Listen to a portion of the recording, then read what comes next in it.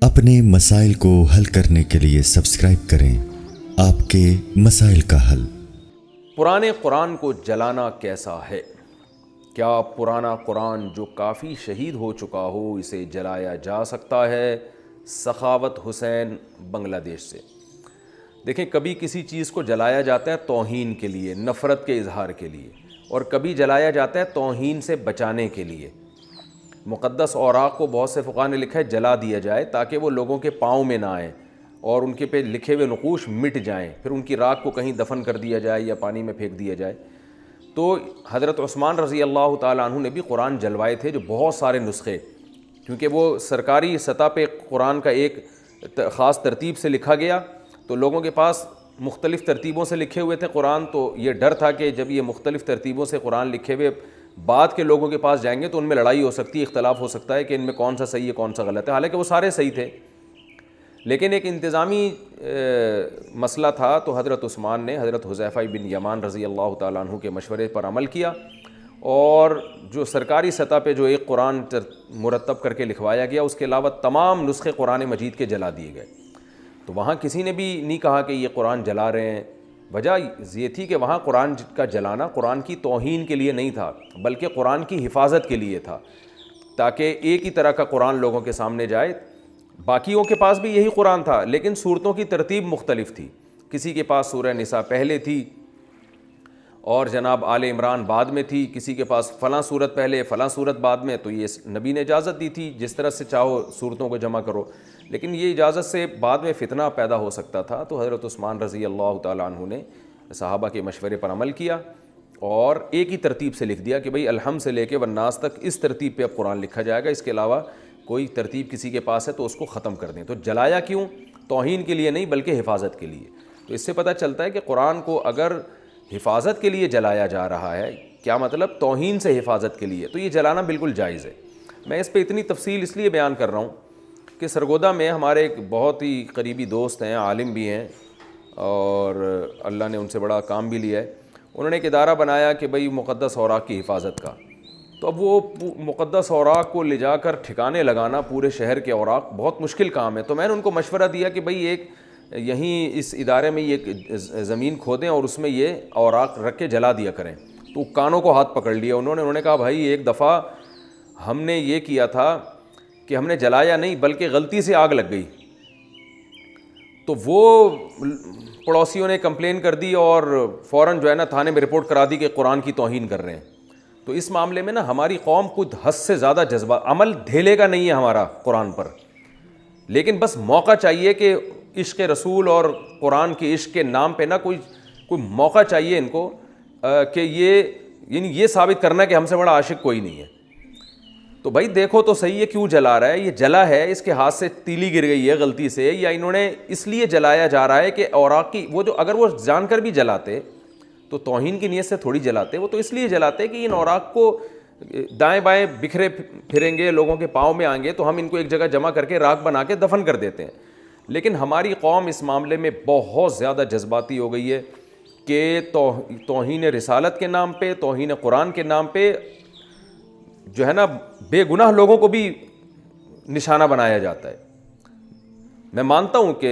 ظاہر ہے توہین رسالت اور توہین قرآن کا تو اب مسلمان تصور بھی نہیں کر سکتا، لیکن اس کی تحقیق بھی کرنے کے لیے تیار نہیں ہوتے کہ توہین ہوئی بھی ہے کہ نہیں ہوئی ہے۔ کتنے لوگ ہیں جو بے گناہ ہیں، جو ساری زندگی جن کی عشق رسول میں گزری اور رسول کی سیرت کو بیان کرتے ہوئے گزری، ان کی زبان سے کوئی لفظ تھوڑا سا غلط نکل گیا ممبر پہ، یا کوئی تحریر میں کوئی دائیں بائیں ان سے غلطی سے ہو گیا تو وہ اٹھا کے ان کو توہین رسالت کے کیس میں جیلوں میں ڈال دیا گیا ہے۔ تو قوم کو اپنے جذباتی جو پن ہے نا اس سے باہر آنے کی ضرورت ہے، اور یہ جو نعرے ہیں کہ ہم جو ہے نا توہین رسالت کے معاملے میں بس جذبات ہی سے کام لیں گے اور ہم یہی ہمارا ایمان ہے، تو اس سے معاشرے میں جو ہے نا وہ ظلم کا بہت خطرہ ہوتا ہے کہ لوگ اس جذبات کو غلط استعمال کرتے ہیں۔ تو نبی صلی اللہ علیہ وسلم نے ارشاد فرمایا الرفق ما کان فی شیء الا زانا وما نزع عن شیء الا شانا، جب بھی کسی معاملے سے نرمی نکال دی گئی نا تو وہ معاملہ بڑا غرق ہو جائے گا، اور جب بھی کسی معاملے میں بردباری اور نرمی ڈالی جائے گی تو وہ کام سدھرے گا۔ تو یہ جذباتی پن چاہے کسی بھی معاملے میں ہو، کسی بھی شریعت کے حکم کے معاملے میں ہو، یہ جذباتی پن نقصان پہنچاتا ہے، اس سے دنیا میں امیج بہت خراب جاتا ہے، بے گناہ لوگ اس سے نقصان ہوتا ہے، ان پہ ظلم ہوتا ہے۔ تو اس لیے نبی صلی اللہ علیہ وسلم کی سیرت ہے کہ آپ صلی اللہ علیہ وسلم نے ایک صحابی سے فرمایا کہ تمہارے اندر 2 خصلتیں ایسی ہیں جن کو اللہ اس کے رسول پسند کرتے ہیں، اور آپ نے فرمایا وہ 2 خصلتیں ہیں الحلم والانات، کہ تمہارے اندر برداشت ہے اور تمہارے اندر بردباری ہے، جلدی فیصلہ نہیں کرتے۔ تو کوئی بھی کہیں بھی اس طرح کا کیس ہو توہین رسالت کا، توہین قرآن کا، آپ کو لگ رہا ہو کہ توہین ہے، تو صرف آپ کا لگنا کافی نہیں ہے، اس میں بہت زیادہ غور و فکر کرنا چاہیے کہ یہ سامنے والا پاگل تو نہیں ہے، مجنون تو نہیں ہے، دوسرا اس کی زبان سے غلط لفظ تو نہیں نکلے، ایسا تو نہیں ہے کہ اس کو اردو میں مہارت نہ ہو اور بیچارہ بولنا کچھ اور چاہتا ہو نکلتا کچھ اور ہو اس کے منہ سے۔ تو بہت جلدی یہ فتوے لگا دینا قرآن کی توہین کے، رسالت کی توہین کے، یہ اچھا کام نہیں ہے، شریعت کا یہ مزاج نہیں ہے، اور اس سے معاشرے میں خوف و ہراس پھیلتا ہے، اور اس سے جو لبرل لوگ ہیں ان کو مذہب کے خلاف باتیں بنانے کا موقع ملتا ہے کہ دیکھو یہ مذہبی لوگ کتنے متشدد ہوتے ہیں اور ان کی وجہ سے جو ہے نا کتنا معاشرے کو نقصان ہو رہا ہے۔ تو ہر مسلمان الحمدللہ عاشق رسول ہوتا ہے، عاشق قرآن ہوتا ہے، ایسا نہیں ہے کہ مسلمان قرآن کی توہین کا تصور بھی کر سکے۔ تو اس لیے اگر کہیں ہو رہا ہے تو غور و فکر، یہی مسئلہ غیر مسلم کے ساتھ بھی ہے کہ غیر مسلم پر بھی آپ فوراً توہین رسالت کا فتویٰ نہیں لگا سکتے۔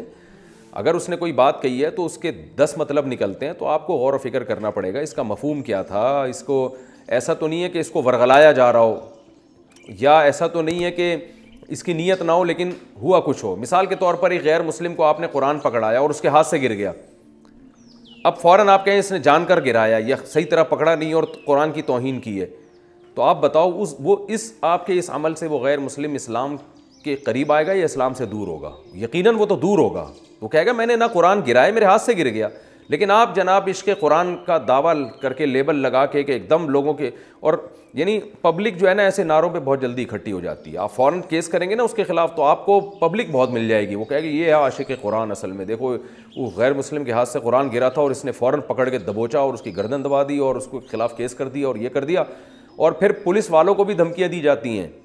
اگر کسی سے غلطی سے قرآن گر جائے، یا ایسا بھی ہوا ہے کہ پوسٹر لگا ہوا ہے سیرت النبی کانفرنس کا، کسی کو یہ خیال ہوا کہ میری دیوار کسی نے پوسٹر لگا کے خراب کر دی ہے، اس نے وہ پوسٹر نہیں پڑھا اور اس نے وہ پوسٹر پھاڑ دیا اور وہ پوسٹر زمین پہ گرا، تو فوراً کہ بھئی یہ ایسے بھی کیسز ہوئے ہیں کہ توہین رسالت کا کیس بنا دیا کہ اس آدمی نے نبی کے نام کی توہین کی ہے، نبی کے نام کو پھاڑ کے معاذ زمین پہ ڈالا، حالانکہ اس بیچارے نے پڑھا ہی نہیں، وہ تو اپنی دیوار پہ جو نیا رنگ ہوا تھا اس کو رو رہا تھا کہ یار یہ پوسٹر کس نے لگایا ہے۔ تو اس بیسس پر بھی لوگ اندر گئے ہیں۔ تو جذباتیت سے نکلنے کی ضرورت ہے، جذباتی نعروں سے جاہل لوگ تو بہت متاثر ہوتے ہیں اور مجمع بہت اکٹھا ہو جاتا ہے، لیکن اس سے لوگ دین کے قریب نہیں آتے بلکہ دین سے دور ہوتے ہیں۔ تو ہم کسی کو بھی توہین رسالت کی بھی اجازت نہیں دے سکتے، قرآن کی بھی توہین کی اجازت نہیں دے سکتے، پیغمبروں کی توہین کی بھی اجازت نہیں دے سکتے، اس بارے میں تو مسلمانوں کا موقف بہت مضبوط ہے،